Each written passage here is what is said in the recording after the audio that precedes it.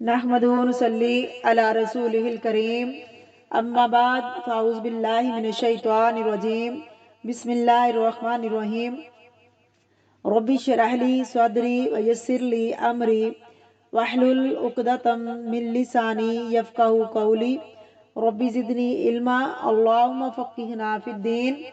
سورۃ البقرہ آیت نمبر 168 لفظی ترجمہ روٹ ورڈ اور تفسیر۔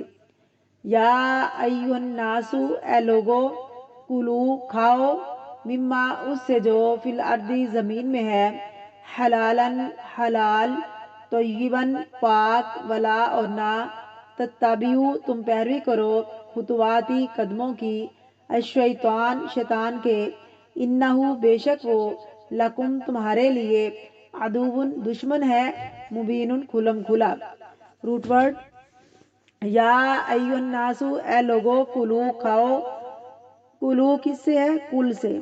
یا ایھا الناس پیچھے آپ یہ پڑھ چکے ہیں، اس کے اینالائسس، یا ایھا الناس مما اس سے جو فی الارض زمین میں ہے، حلالن حلال، طیباً پاک، ولا تتبعوا اور تم نہ پیروی کرو، خطواتی فٹ سٹیپ، خا تو واو روٹ ہے اس کا، قدموں کی، چلنے کے لیے قدم اٹھانا، ارادہ کو عملی جامہ پہنانا، الشیطان شیطان کے، شین تو نون روٹ ہے اس کا، شطن کا معنی ہے دور ہونا، کیونکہ وہ اللہ کی رحمت سے دور ہو گیا، انہ بے شک وہ، لکم تمہارے لیے، عدوٌ دشمن ہے، مبین کھلم کھلا، ظاہر، جن سے دشمنی ظاہر کر دی۔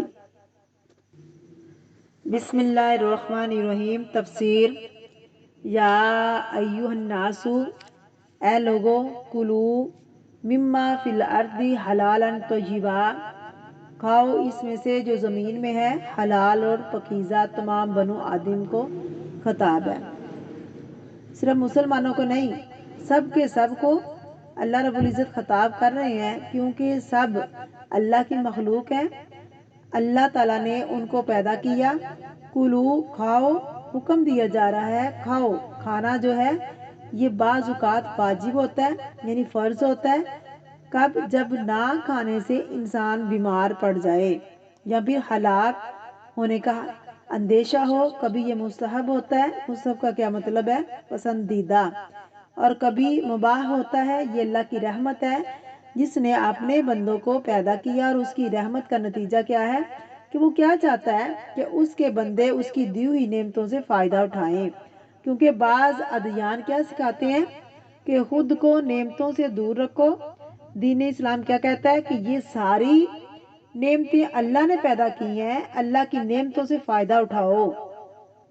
اے لوگو، کھاؤ پیو، کیا کھاؤ؟ مما فی الارض، اس میں سے جو زمین میں ہے، یعنی زمین کو تمہارے لیے تمہاری غذا کا ذریعہ بھی بنا دیا، چاہے وہ زمین اگائے، اس کو کھود کر یا اس میں سے نکالا جائے، تو جو بھی نعمتیں زمین میں رکھی ہیں وہ سب مراد ہیں، لیکن شرط یہ ہے اس حال میں کہ وہ حلال ہو، اور حلال دو طرح سے ہے، یعنی اپنی ذات میں حلال و حرام چیز نہ ہو، جس کا ذکر انشاءاللہ اگلی آیت میں آئے گا، اور دوسرا یہ کہ وہ ذات کے اعتبار سے کیا ہے، جیسے نجس اور ناپاک نہ ہو، حلالن حلال ہو، طیباً پاکیزہ ہو، اچھا ہو، اور طیب میں عمدہ چیز بھی آتی ہے، لذیذ بھی آتی ہے، حلال کمائی کے اعتبار سے بھی، اور حلال اس چیز کی حقیقت کے اعتبار سے بھی۔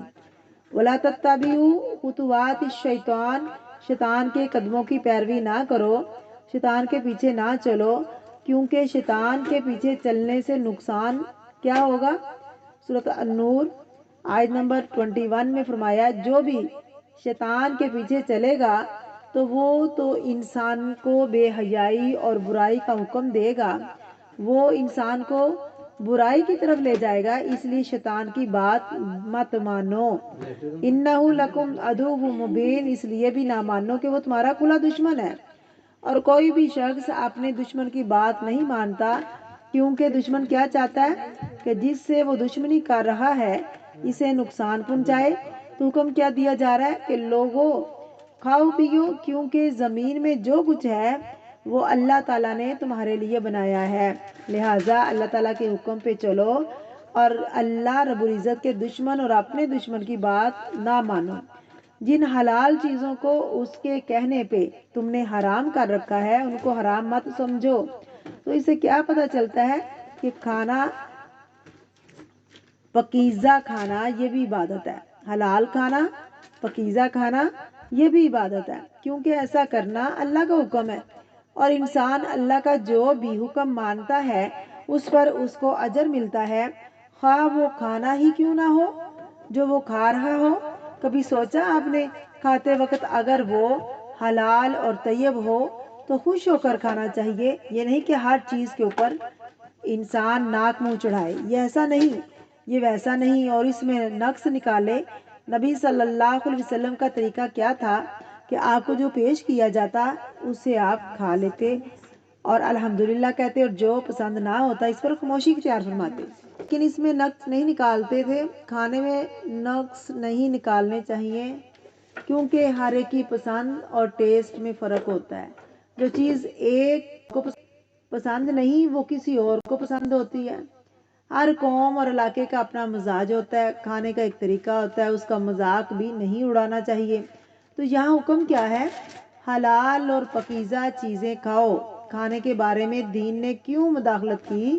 یہ کھاؤ اور یہ نہ کھاؤ، کیونکہ انسان کے اخلاق، اس کے اعمال، اس کی کوششیں، اس کے طریقہ زندگی، اس میں کھانے پینے کا زیادہ اثر ہوتا ہے۔ آپ جس طرح کا کھاتے ہیں اسی طرح کا پھر عمل کرتے ہیں، تو کھانا اور عمل لازم و ملزوم ہے۔ کھانا پینا انسان کے اخلاق اور اس کی شخصیت اور شکل و صورت اور اس کی چال ڈھال پر بہت سی چیزوں پر اثر انداز ہوتا ہے۔ اس کی صحت، بیماری، بہت ساری چیزیں جو ہیں وہ کھانے کے ساتھ منسلک ہیں، کیونکہ کھانے سے ہی زندہ ہے انسان، اور پھر اسی طرح زیادہ کھانا بھی منع ہے اور نہ کھانا بھی منع ہے۔ تو اعتدال میں کھانا عبادت ہے۔